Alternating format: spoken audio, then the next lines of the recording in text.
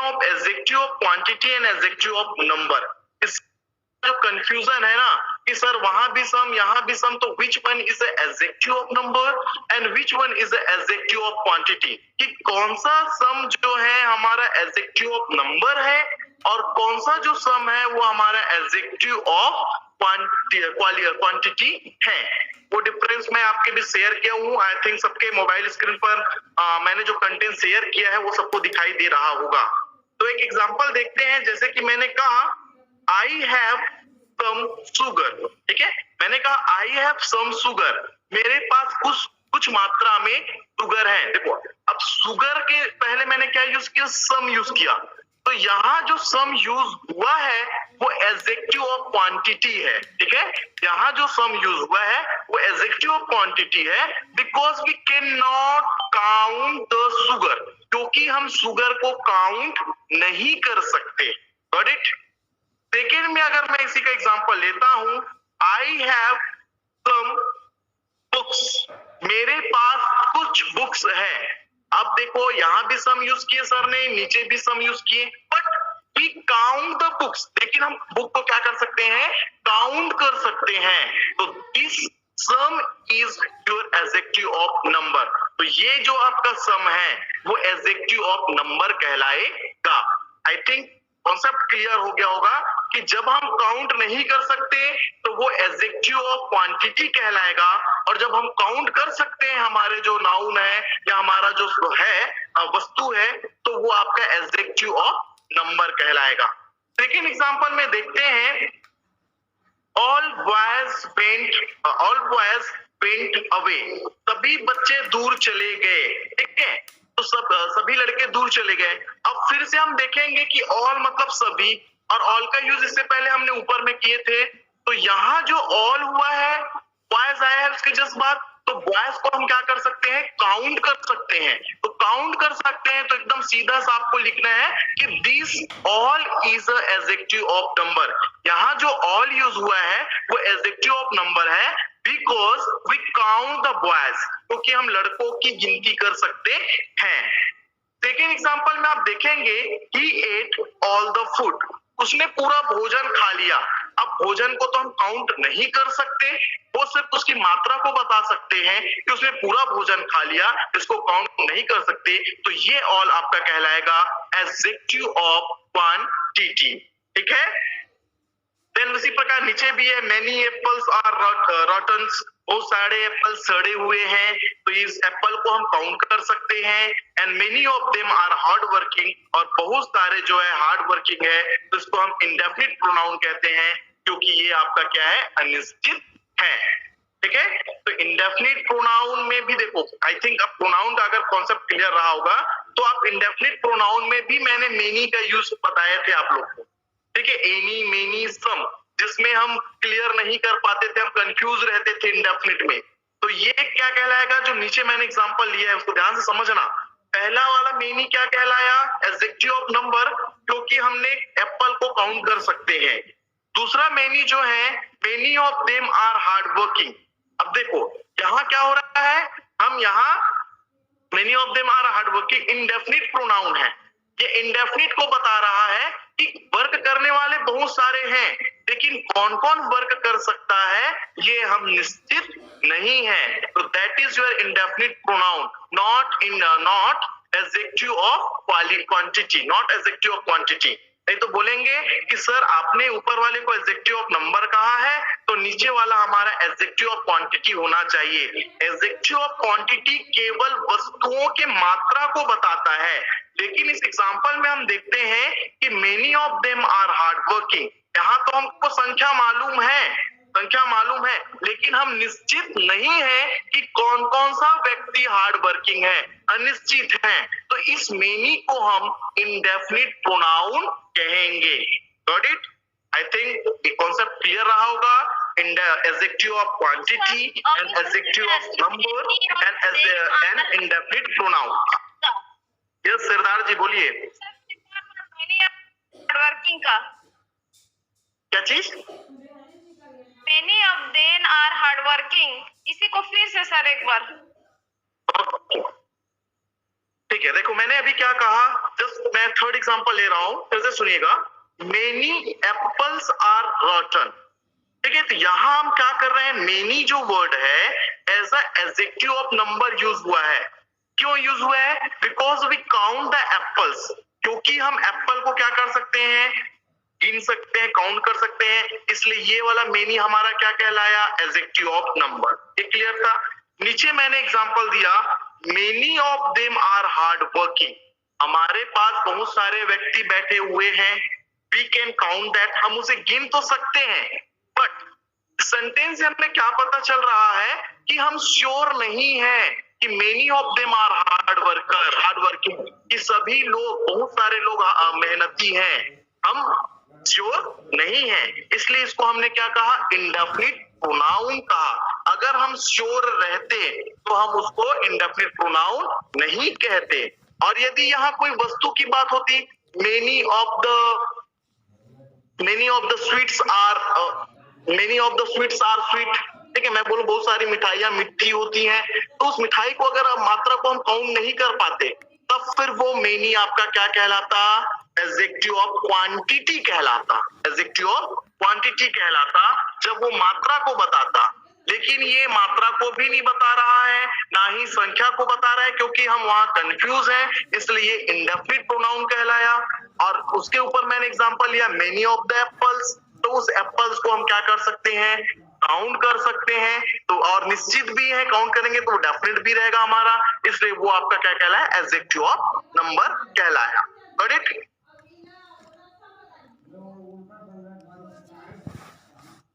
Clear है? Yes, sir. Clear. Okay, now I am saying the next content, just wait a second.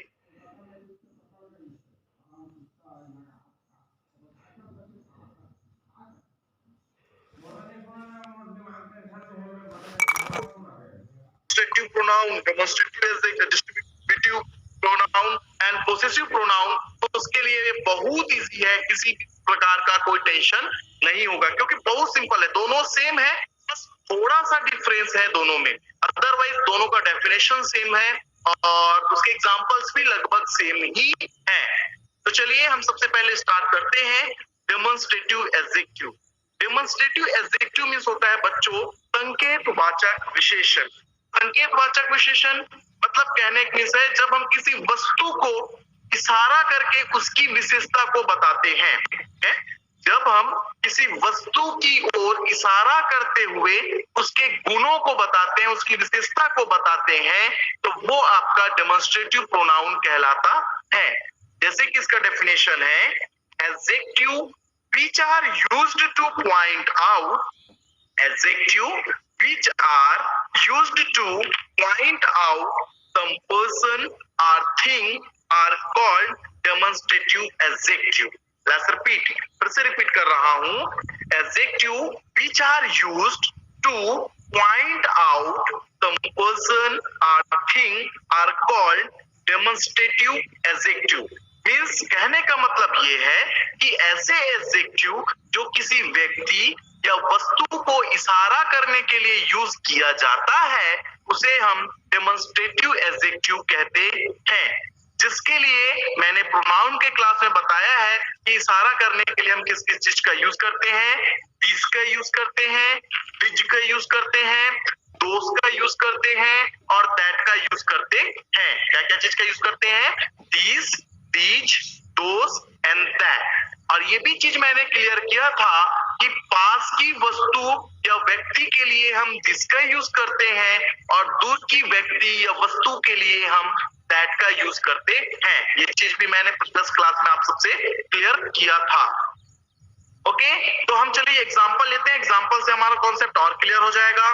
This boy is clever. मैंने कहा this boy is clever, मैंने एक लड़के की ओर इशारा करते हुए कहा, मेरे साइड में जो लड़का बैठा हुआ है उसको मैंने इशारा करके कहा कि दिस बॉय, ये जो लड़का है, इज क्लेवर, वो क्या है, चतुर है। तो यहाँ मैंने इशारा करने के साथ साथ उसके गुणों को भी बताया कि ही इज क्लेवर, वो क्लेवर लड़का है। तो ये इस प्रकार का सेंटेंस या इस प्रकार इस सेंटेंस में यूज किया गया दिस। इस सेंटेंस में हमने जो वर्ड क्या यूज किया है, दिस, वो आपका डेमोन्स्ट्रेटिव एडजेक्टिव कहलाएगा। यदि बच्चों मैं सिर्फ कहता दिस इज बॉय, अगर मैं सिर्फ क्या कहता दिस इज बॉय, तो वो दिस आपका क्या कहलाता डेमोन्स्ट्रेटिव प्रोनाउन। लेकिन हम क्या कर रहे हैं यहाँ दोनों को भी बता रहे हैं दिस बॉय इज क्लेवर, तो यहाँ ये यूज किया गया हमारा दिस क्या होगा डेमोन्स्ट्रेटिव एडजेक्टिव होगा। उसी प्रकार से आप देखेंगे दैट बुक इज यूजफुल, एक बुक है जो दूर में रखी हुई है कि दैट बुक इज यूजफुल, वो जो बुक है उपयोगी है। तो हमने बुक की ओर इशारा करने के साथ साथ उसकी विशेषता और उसके गुणों को भी बताया कि वो यूजफुल बुक है, उपयोगी बुक है। दिस एप्पल आर स्वीट, देखिए बहुत सारे एप्पल्स हैं जो कैसे हैं, अरे यार कौन स्क्रीन स्टिकर ये यार, अरे सांकेत मतलब क्या होता है? क्या चीज? सांकेत वाचक, इसको थोड़ा सा क्लियर कीजिए ना। सांकेत मतलब क्या होता है? सांकेत वाचक विशेषण बोले, सांकेत मतलब क्या होता है? आपकी आवाज क्लियर नहीं पहुंच पा रही मेरे पास। सर ये सांकेत वाचक जिसको आप समझा रहे हैं इसको हिंदी में समझाइए ना सर, थोड़ा सांकेत वाचक को। अच्छा संकेत वाचक को हिंदी में एक्सप्लेन कीजिए। ओके जी जी। एक सेकंड मैं स्क्रीन शेयर कर देता हूँ फिर से एक्सप्लेन कर दूंगा मैं। सर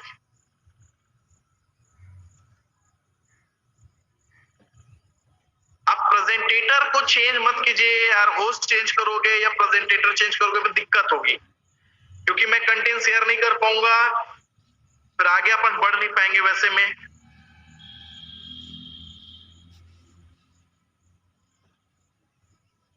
चलिए बताइए एक बार फिर से कि स्क्रीन पर दिखाई दे रहा है क्या?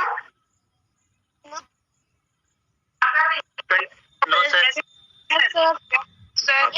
थोड़ा सा वेट कीजिए, आ जाएगा। आ गया? ओके चलिए डेमोन्स्ट्रेटिव एडजेक्टिव, ठीक है। डेमोन्स्ट्रेटिव एडजेक्टिव मींस होता है संकेत वाचक विशेषण। संकेत करना मतलब होता है बच्चों इशारा करना। जब हम किसी व्यक्ति या वस्तु की ओर क्या करते हैं बताने के लिए, किसी व्यक्ति या वस्तु को बताने के लिए हम क्या करते हैं इशारा करते हैं। इशारा कैसे करेंगे? अपने बॉडी लैंग्वेज के थ्रू, उंगलियों के थ्रू या आंखों के थ्रू हम क्या करते हैं इशारा करते हैं। और इशारा करने के लिए हम जिस वर्ड का यूज करते हैं वो आपका डेमोन्स्ट्रेटिव एडजेक्टिव कहलाता है, ठीक है। तो उसके लिए इशारा करने के लिए हम किस चीज का यूज करते हैं? दिस, दिज, दोज और दैट। मैंने लिखा भी है ऊपर में, आप देख सकते हैं this, these, those and that. ये आपका डेमोन्स्ट्रेटिव एडजेक्टिव कहलाता है। लेकिन ये डेमोन्स्ट्रेटिव एडजेक्टिव कब कहलाएगा? जब ये इशारा करने के साथ साथ उसके क्वालिटी को भी बताए, ठीक है। जब ये वर्ड इशारा करने के साथ साथ उसके क्वालिटी को भी बताए तब ये डेमोन्स्ट्रेटिव एडजेक्टिव कहलाएगा। जैसे कि एग्जांपल में आप देख सकते हैं दिस बॉय इज क्लेवर, मैंने कहा एक लड़का है उसके तरफ मैंने इशारा किया। इशारा करने के साथ साथ मैं उसके गुणों को भी बता रहा हूं कि ये लड़का कैसा है, क्लेवर है, चतुर है, बहादुर है। दैट बुक इज यूजफुल, मैंने बुक की ओर इशारा करते हुए उसकी उपयोगिता, उसको उसके क्वालिटी को भी बताया कि उस बुक की क्वालिटी क्या है कि वो यूजफुल है, उपयोगी है। दिस एप्पल आर स्वीट, बहुत सारे एप्पल रखे हुए हैं, उसकी ओर इशारा करते हुए मैंने कहा कि इस एप्पल की क्वालिटी क्या है, स्वीट है, मीठा है, ठीक है। दोस गर्ल आर ब्यूटीफुल, मैंने लड़कियों की ओर इशारा करते हुए कहा कि पूरी लड़कियां जो है ब्यूटीफुल है, सुंदर है। तो यहाँ मैंने इशारा करने के साथ साथ उसके गुणों को भी बताया, इसलिए वो दिस, दैट, दीज और दोस, ये जो चार सेंटेंस मैंने यूज किए हैं और ये जो चार वर्ड को मैंने अंडरलाइन किए हैं वो आपका डेमोन्स्ट्रेटिव एडजेक्टिव कहलाता है, क्योंकि वो बॉय, बुक, एप्पल और गर्ल इन सबकी क्या बता रही है, क्वालिटी को बता रहा है, क्या बता रही है। उसके बाद है आपका डिस्ट्रीब्यूटिव एडजेक्टिव। और डिस्ट्रीब्यूटिव एडजेक्टिव मतलब आप जानते हैं बच्चों व्यष्टिवाचक विशेषण। व्यष्टि मतलब होता है बांटना, ठीक है। क्या करते हैं? बांटना। मैंने डिस्ट्रीब्यूटिव प्रोनाउन में इस चीज को क्लियर भी कर दिया था कि डिस्ट्रीब्यूट करना मतलब बांटना। और जब हम ईच, आइदर और नाइदर का यूज करते हैं, जब हम ईच, आइदर और नाइदर का यूज करते हैं तो ये आपका डिस्ट्रीब्यूटिव प्रोनाउन कहलाता है, ऐसे मैंने प्रीवियस क्लास में बताया था। लेकिन डिस्ट्रीब्यूटिव एडजेक्टिव क्या कहलाएगा? जो बांटने के साथ साथ उसके गुणों को भी बताता हो, ओके। जो बांटने के साथ मतलब डिस्ट्रीब्यूट करने के साथ साथ उसके गुणों को भी बताता हो तो वो आपका डिस्ट्रीब्यूटिव एडजेक्टिव कहलाता है। तो इसका डेफिनेशन आप लिखेंगे each either and neither are called distributive adjective. ध्यान से सुनेंगे इसको, each either and neither are called distributive adjective when they are followed by a noun. इस चीज को याद रखना, when they are followed by noun. Let's repeat, फिर से रिपीट कर रहा हूं मैं। डिस्ट्रीब्यूटिव एडजेक्टिव मतलब व्यष्टिवाचक विशेषण, व्यष्टि मतलब होता है बांटना, और इसका डेफिनेशन है each either and neither are called distributive adjective when they are followed by a noun. ठीक है, कहने का मतलब ये है जब हम ईच आइदर और नाइदर का यूज करते हैं तो ये हमारा डिस्ट्रीब्यूटिव प्रोनाउन कहलाता है। लेकिन कब? When they are followed by a noun, जब ये नाउन के द्वारा नाउन को फॉलो करता है। ठीक है, जब ये क्या करता है, नाउन को फॉलो करता है, तब कहेंगे कि ये ईच आइदर और नाइदर डिस्ट्रीब्यूटिव एडजेक्टिव है। अगर ये फॉलो नहीं करेगा बच्चों तो ये आपका डिस्ट्रीब्यूटिव प्रोनाउन कहलाएगा। तो दोनों में डिफरेंस मैं बाद में बताऊंगा, पहले आप डिस्ट्रीब्यूटिव एडजेक्टिव को अच्छे से समझ लीजिए कि ईच आइदर और नाइदर हमारा डिस्ट्रीब्यूटिव एडजेक्टिव कहलाता है जब ये नाउन के द्वारा फॉलो किया जाता है। जैसे कि एग्जांपल में आप देखेंगे, each student has a dictionary, each student has a dictionary, कि प्रत्येक विद्यार्थी के पास क्या है, डिक्शनरी है।